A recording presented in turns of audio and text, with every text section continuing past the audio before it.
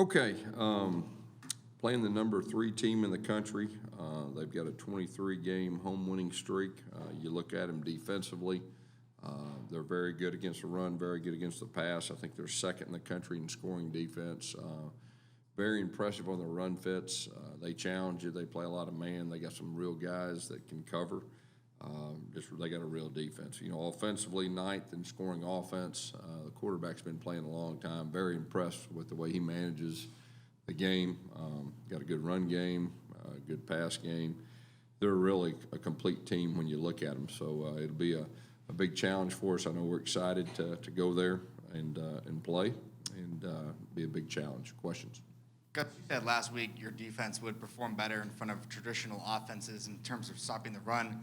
Seemed like you guys contained Keaton Mitchell. When you go back and watch the film, what did you really like about the way you guys, kind of? Yeah, it was about run fits, and that was really our focus. That guy was a real scary guy, averaging 10 yards a carry, and that's really where the defensive game plan started, just making sure we had our run fits taken care of. We did that. It was a good combination of our defensive front and our linebackers fitting their gaps and understanding their gaps, and that'll be real critical Saturday also. Coach, what about freshman Mr. Adams? He started for you on Saturday. He played really well for a freshman. What made you put him into the lineup? Yeah, he was just a guy that kept standing out in practice. Really he caught my eye, in fall camp. He's a big guy, and, he understands, he's got a good football knowledge, and so he's a guy that just earned it. And, he did a good job for his first start. He's got a chance to be a really good player. What growth did you see week to week from Mikey Keene? Of course, it was his second game. It was his first home game. And like I said, for young quarterbacks, a lot of times there's more pressure at home than there is on the road. So I was really excited the way he handled himself. I mean, he'd like to have that one throw back, but he made some really good throws. We had one that had a chance for an explosive play. We dropped down the sideline, but thought he managed the game well. He threw the ball away when he had to. They went zero blitz on us a few times. He held it long as he could, and he gave our guys a chance. So overall, I think he had a good, solid performance his second. Coach, you did mention you going into the game this weekend, playing the third-ranked team in the nation in Cincinnati.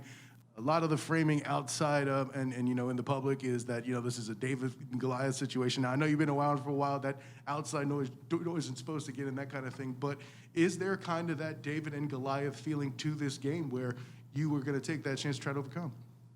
Well, I mean, they're one of the best teams in the country. We're playing them on the road. It's a big challenge, but that's part of it. I know our guys are extremely excited to play this bunch. Our coaches are too. This is one of the best teams in college football. It's not just one of the best teams in the conference, and I've been fortunate enough to play against some really, really good defenses, and I think you can put those guys in that same category, and some really good offenses, and I think you can put those guys in that same category too. So it's a big challenge, but we're looking forward to it. When you watch Desmond Ridder play, how hard will it be to contain a guy like him, and what does he do best, I guess? He's an experienced guy, and he knows what he's doing. He's very well coached. He understands the system, presents challenges, run game, pass game. He's a real guy. Coach, your running backs, they've been playing really well. Obviously, Isaiah's out, and that's unfortunate, but they've all stepped in. Are you calling plays for individuals, or is it just plug and play? Really, at first, when we lost Isaiah, we tried to be fairly specific. We learned a lot about our guys. And like we said earlier, Johnny's starting to become a complete back. It was good to get Mark out there in prime time. I think he answered the bell very good.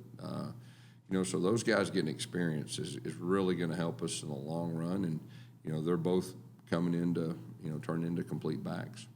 Third down conversions, 5 of 15 in this game. You've mentioned it before the last couple of weeks. It's been a struggle. What can you do to break through on that? Yeah, we did a better job of kind of getting that 3rd and 7 and less. We just had one that we came up a yard short and all that, but that's going to be real critical, in this game, making sure that we stay on the field, and we're growing as an offense, and we got to do a good job of not only executing but getting a good plan also.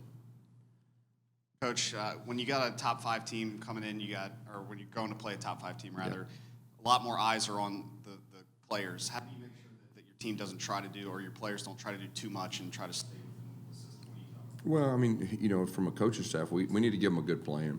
And, my experience in big games, I mean, you got to have guys make plays. And, that's really what we're telling our players. We got some good players, and we got to make plays. And to have a chance to beat these guys, you got to make plays. And that's going to be our goal to help our playmakers get in position to do that. So hopefully that'll happen. Is there a chance you get Isaiah Bowser back this week, or is he still? That group is week to week. I mean, that's probably the best way to put it. I mean, it's, I don't know. I don't know the answer. Thursday, I'll be able to tell you more. I know it's still early in the week, Coach. Haven't had a lot of practice yet, but as far as the guys and taking that momentum from this past weekend's game, like how much different does it look at this point this week than last week? Yeah, anytime you win, you go through 2 tough losses. That's tough on anybody.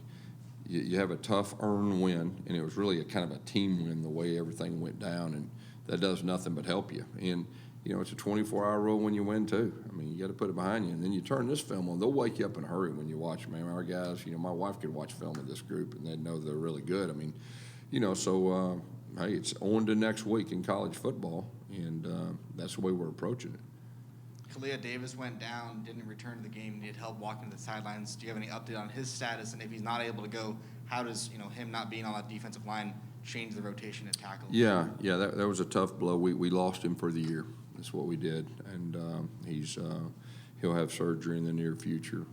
Phenomenal player, phenomenal person. I think he's one of the best players in our conference. So obviously, it's a big blow for us. It's next man up mentality. I will tell you this: once he went down, our defense still played well. After that, so we got to have the next man up. Coach, what about the ability to stop them outside? Ford's very fast, Ritter's fast. Is there anything different you do in terms of contain? I mean, Josh and Big Cat are good, Yeah. but that's an athletic group. I think you got to tackle well in space. I mean, that's it. I mean, they do a good job of schematically. They put people in space, and we got to tackle well in space. That's probably the best way to put it. Coach, your team hasn't had a lot of road success yet.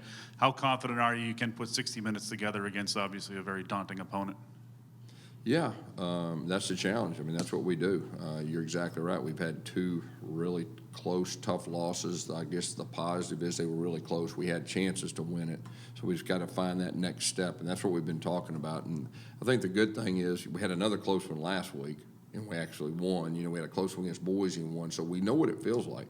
Road's a different deal, and obviously playing these guys is even a bigger challenge. So we need a very, very strong effort. Your defense created 3 turnovers, but couldn't score any points off those turnovers. That's got to be a point of emphasis for you this week. Yeah, there's no doubt. I think the week before we did a pretty good job with that.